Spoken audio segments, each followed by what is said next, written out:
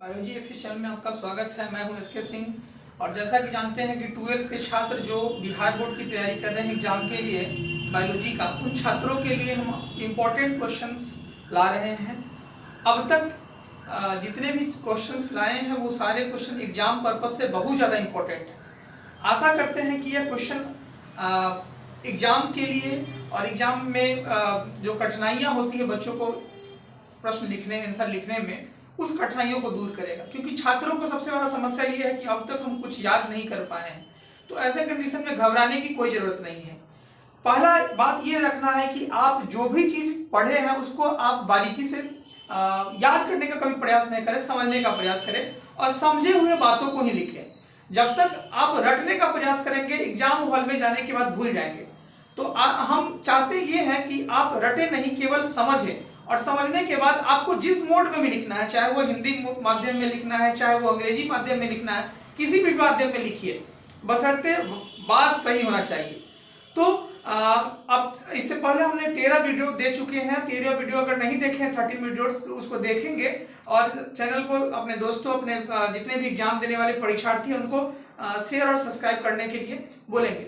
चलिए हम लोग बिना समय गवाए हुए चैप्टर 8 को लिए हैं। आज चैप्टर 8 के इंपॉर्टेंट प्रश्नों को देख रहे हैं। सबसे पहला क्वेश्चन आता है एलर्जी के बारे में।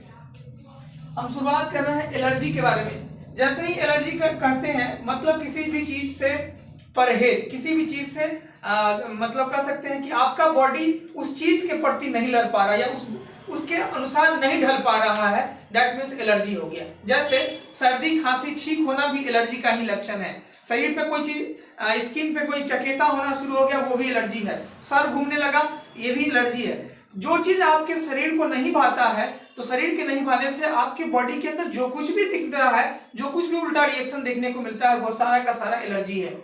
एलर्जेटिक कंडीशन, जैसे हम लोग को अगर कोई मटन खाता है, उसको मटन से एलर्जी है, तो वो कोई जैसे एविल या कोई और दवा खा लेता है। उसी तरीके से जब कोई दवा रिएक्ट करने लगता है उससे एलर्जी होता है। अभी के समय में धूल कण से एलर्जी है। चूंकि पॉल्यूशन की समस्या है तो अधिकांश लोगों में धूल गर्दा से परहेज करते हैं, क्योंकि धूल गर्दे से कई बार एलर्जेटिक समस्या हो जाता है और सर्दी खांसी हो जाती है, बुखार भी लग जाता है। तो ऐसे कंडीशन में एलर्जी से बचना हम लोग को लिए जरूरी होता है। एलर्जी होता क्या है?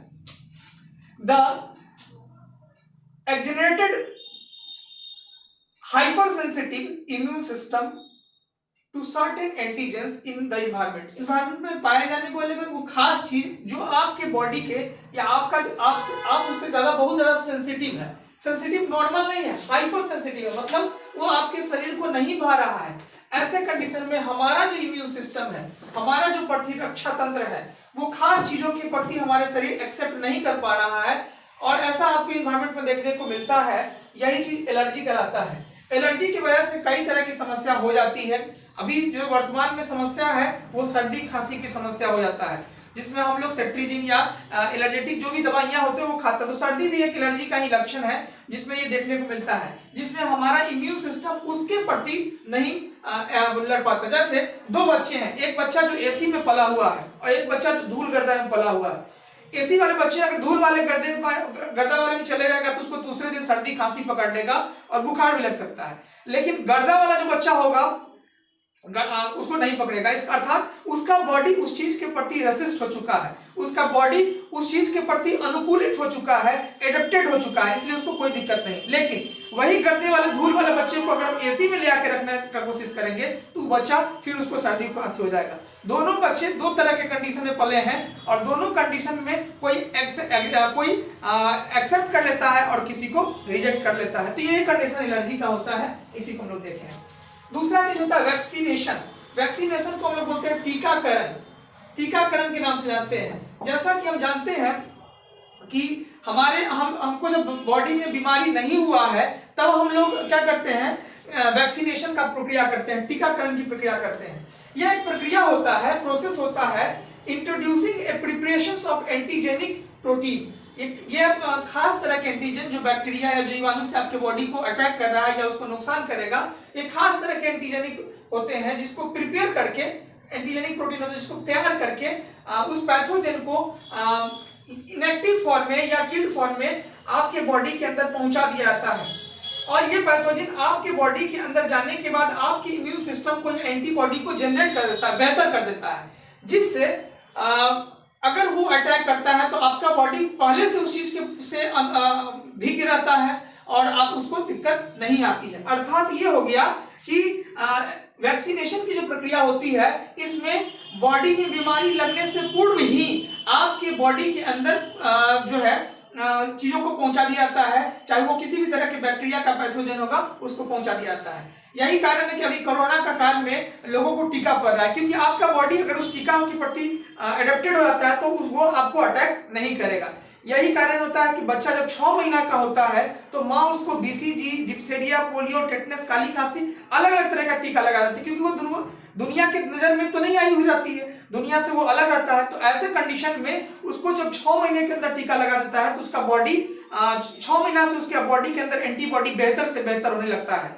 और जब बाद में कोई एंटीजन, कोई बैक्टीरिया का एंटीजन, हम जानते हैं कि एंटीजन एक व्यक्ति, एक जीव या एक ऑर्गेन का दूसरे से नहीं मिल सकता है। ये antigen just like identity card, पहचान पत्र की तरह काम करता है।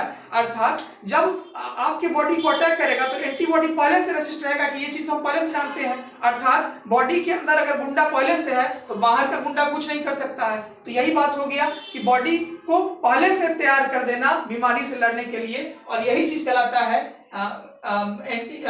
यही प्रक्रिया करने का काम कहलाता है वैक्सीनेशन। वैक्सीनेशन करने के लिए प्रॉपर टेम्परेचर में वैक्सीन को रखना पड़ता है और एक टाइमिंग के अनुसार उसको लगा देना होता है। जब आपको बीमारी हो जाएगा तब तो आप तब वैक्सीनेशन नहीं होता, तब उसके लिए आपको एंटीबायोटिक खाना होगा जिसपे आपका पूरा मेडिकल सिस्टम चल रहा है। लेकिन बीमारी से पूर्व लगाया जाता है तो वो वैक्सीनेशन होता है। किसी बच्चों में अगर टीका नहीं लगा तो बाद में वही बच्चे बीमारी से ग्रसित हो जाते हैं और बाद में उनको समस्या होती है। जैसे कोई बच्चा को बीसीजी का टीका नहीं लगा तो बाद में टीबी की समस्या से जूझने लगता है। ऐसे कंडीशन में परिवार बिल्कुल रिस्पॉन्सिबल है उसके लिए और समय पर टीका लगाना अति आवश्यक होता है। चलिए, तो 2 क्वेश्चन हो गया। तीसरा हम लोग काम बात करते हैं कैंसर के बारे में। कैंसर होता क्या है? हम जानते हैं कि हमारे बॉडी के अंदर हमारा जो शरीर है वो कोशिकाओं से मिलकर बना हुआ है और सभी कोशिका प्रॉपर वे में विकास कर रहा है। लेकिन हमारे शरीर के अंदर कुछ ऐसी भी कोशिका है जिसको हम लोग राक्षस कोशिका के नाम से जाना कर सकते हैं। हम एनर्जी ले रहे हैं और सारे कोशिकाओं को बराबर मात्रा में ऊर्जा मिल जा रहा है, लेकिन कुछ ऐसी भी कोशिकाएं होती है जिसको आपको एनर्जी मिलेगा लेकिन दूसरे कोशिका की एनर्जी को वो खुद खा लेता है। ऐसे कंडीशन में जो बगल के कोशिका होते हैं वो कमजोर पड़ने लगते हैं और कमजोर पड़ने की वजह से उस कोशिका का डेथ हो जाता है या वो और बाकी जो बाकी सबका एनर्जी खा रहा होता है वो अनकंट्रोल वे में ग्रोथ करने लगता है। यही चीज कैंसर के नाम से आता है। तो ये चीज आपका कैंसर हो गया जिसमें अनकंट्रोल प्रोलिफिकेशन ऑफ सेल होता है और uncontrolled proliferation of cell that result the formation breakdown of regulatory mechanism which grow the normal cell behaviour. जब आपके शरीर के नॉर्मल सेल बिहेवियर को भी बदल देता है जिसकी वजह से जिसका मेन कारण होता है कि नॉर्मल सेल को तो नष्ट कर ही देता है, लेकिन जो सेल मेन सेल होता है वो अनकंट्रोल वे में ग्रोथ करने लगता है। ऐसे को हम लोग कैंसर के नाम से जानते हैं। अब आता है हेल्थ। स्वास्थ्य क्या होता है? It is a state of complete physical, mental, social wellbeing. यह हेल्थ, स्वास्थ्य जो होता है यह हमारा फिजिकल मतलब भौतिक, मेंटल मतलब मानसिक, सोशल मतलब सामाजिक वेलबींग होता है जिसमें हम अपने शरीर को शारीरिक रूप से, मानसिक रूप से और सोशली फिट रखते हैं। तो ऐसे व्यक्ति को हम हेल्दी बोलते हैं। मतलब पागल नहीं है, मानसिक रूप से स्वस्थ होना चाहिए, शारीरिक रूप से स्वस्थ होना चाहिए। तो ऐसे कंडीशन को हम लोग हेल्दी या स्वास्थ्य करते हैं। लेकिन ठीक डिजीज की बात करेंगे, रोग की बात करेंगे, हेल्थ मतलब हो गया स्वास्थ्य, स्वास्थ्य हो गया। लेकिन रोग की बात करेंगे the condition when the function of one और मोर ऑर्गन, जब हमारे शरीर का एक या एक से अधिक ऑर्गन और system, body is adversely affected, जब प्रभावित हो जाता है, ऐसे कंडीशन में को हम लोग जिसकी वजह से हमारे बॉडी के अलग अलग सिम्टम्स देखने लगता है। यही कारण होता है कि व्यक्ति जब बीमार होता है तो बॉडी उसका प्रॉपर तरीके से काम नहीं करता, इसलिए काम करने में मन भी नहीं लगता। जैसे बुखार के कंडीशन में देखते होइएगा कि शरीर में कोई काम करने का इच्छा नहीं रहता है। कारण ये होता है कि बॉडी के कोई एक या एक से अधिक ऑर्गन प्रभावित होते हैं और जब कोई ऑर्गन प्रभावित होगा वो 100% अपने काम को नहीं पूरा कर सकता है।